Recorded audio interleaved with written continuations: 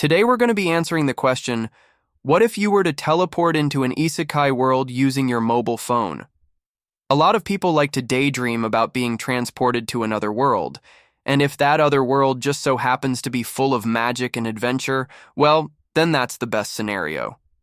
And when it comes to being prepared for such an event, what would be more helpful than your mobile phone? In this video, we'll be counting down 5 anime that take place in fantasy worlds where having a cell phone would prove useful. Number 5. Overlord. Let's face it, if there was ever a time to want to have a mobile phone, it would probably be during an apocalypse or when you find yourself trapped inside a dungeon. It's quite ironic because Overlord is actually about a virtual reality game called Yggdrasil that shuts down prematurely, which traps all of the players inside the game. For those who don't know, Overlord is set in the year 2062, where a player known as Momonga finds himself trapped inside the game after the servers are permanently shut down. But with that said, he's not alone, as many of the NPCs are also able to retain their sentience too. Ainz, as Momonga is now known, is one of the most powerful wizards in the world of Overlord. And when he entered Nazarick, the great tomb of the Sorcerer Kings, he was bestowed with the title of Supreme Ruler, making him the most powerful creature in the New World. Although it should be noted that even though he may be a ruthless mage, he has a heart of gold. When Ainz is approached by a young adventurer named Brain, he takes him under his wing and offers to let him join the great tomb of Nazarick.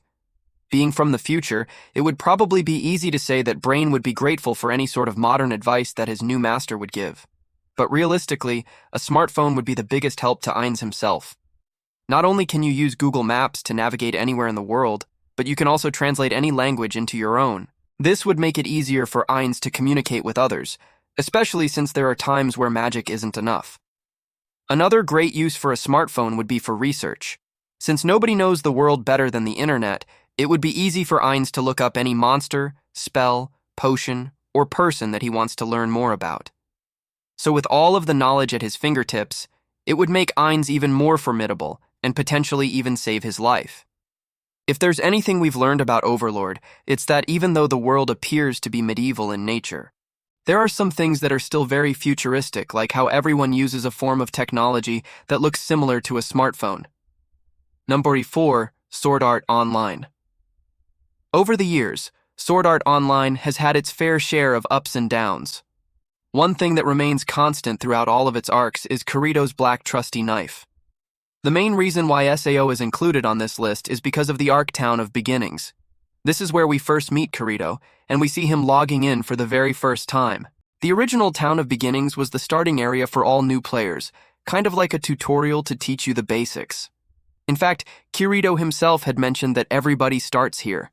And given how huge the town itself is, we can assume that there are thousands of players wandering around. It's hard to believe that this was actually the very first town, but it does make sense considering the tutorial aspect of it. Still, it's safe to say that Kirito could have used a smartphone while exploring these areas. At this point in the series, we've yet to see a smartphone within the world of Sword Art Online, but we do know that they do exist, given how there are Japanese vending machines in the game. But with that said, let's just assume that Kirito was able to bring his phone with him. Knowing Kirito, he would probably spend most of his time slaying monsters and taking on quests. And although it's awesome that he can fight with a sword, there would definitely be times where his phone would come in handy. Not only can you use Google Maps to avoid getting lost, but you can also use Google Translate to understand every monster type, enemy, NPC, and item. Because let's be honest, a lot of MMOs have in-game items that aren't explained until later in the game. So why not be safe than sorry? Having access to the internet would also allow Kirito to research any boss or dungeon that he wants to take on, allowing him to prepare in advance. But aside from helping Kirito become stronger, a smartphone would also allow him to connect with friends and family back home, something that he hasn't done a lot of in the series. All in all, Kirito would be unstoppable if he had a smartphone in Sword Art Online. Number 3. That time I got reincarnated as a slime.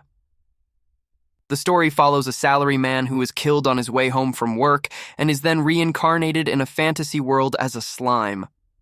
As you would expect, Rimuru finds it difficult to adapt to this new environment, but he quickly befriends a bunch of monsters and becomes the lord of a monster nation. And it's not long before Rimuru and his nation are thrust into a war with a neighboring kingdom. Fortunately, Rimuru's slime abilities are very unique. He can devour pretty much anything, absorb the skills of those he eats, and even split himself apart into smaller slimes to spy on his enemies. That's right.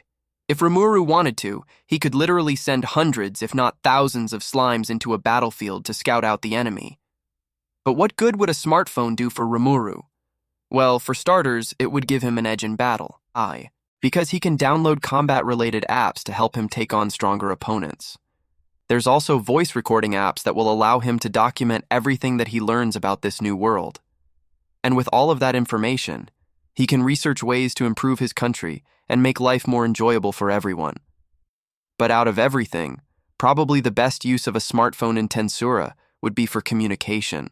Even though Rimuru has a bunch of subordinates working for him, it's nice to be able to talk to someone outside of work, maybe even call up his old family and friends to let them know that he's okay. Number 2. Jobless reincarnation. After losing his job and falling into a deep depression, a young man named Rudius decides to take his own life.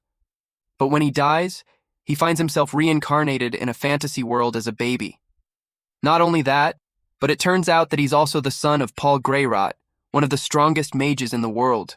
Rudius is able to retain all of his memories and knowledge from his past life, and as he grows up, he uses this to his advantage.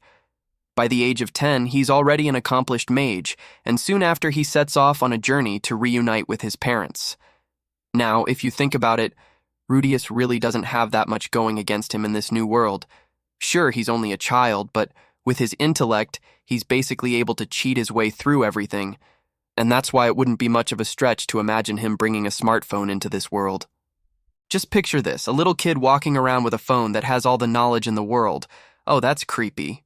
Anyway, Rudius could probably get away with it. And it would also be very helpful too. Not only can he use a phone to guide him to certain locations, but he can also use it to learn more about monsters, magic, and history. If that wasn't enough, having a smartphone would also allow Rudius to keep in touch with his family and friends back home, and given the state of the world, it would also be helpful to have a security app to protect himself from monsters at night. Number 1. The Rising of the Shield Hero. After a series of unfortunate events, Naofumi Iwatani is summoned to another world to become one of its heroes. Using his strategic mind and natural talent, Naofumi is able to increase the strength of his shield and protect his party members in battle. However, it's not long before his party members betray him, stealing all of his money and framing him for assault. With no allies and low on funds, Naofumi travels the world looking for a way to redeem himself. His journey leads him to Mine, a young girl who worships Naofumi as a god. And although she might look cute, she's actually very intelligent for her age and helps Naofumi get back on his feet. And then there's Raftalia, a young Tanuki girl who used to be a slave but is freed by Naofumi. He takes pity on her and decides to raise her as his daughter. Eventually, the two of them grow very close and become a father-daughter duo that strikes fear into the hearts of anyone who opposes them. Honestly, it's really inspiring to see how far Naofumi and Raftalia come together.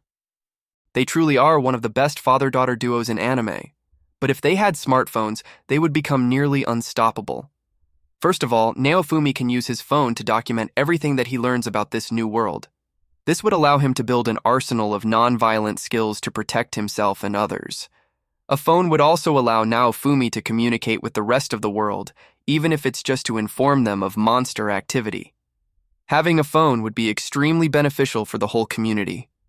Not to mention it would be fun to see how Raftalia would use it. Since she's a Tanuki, it's safe to say that she would be drawn to the camera and possibly become an influencer.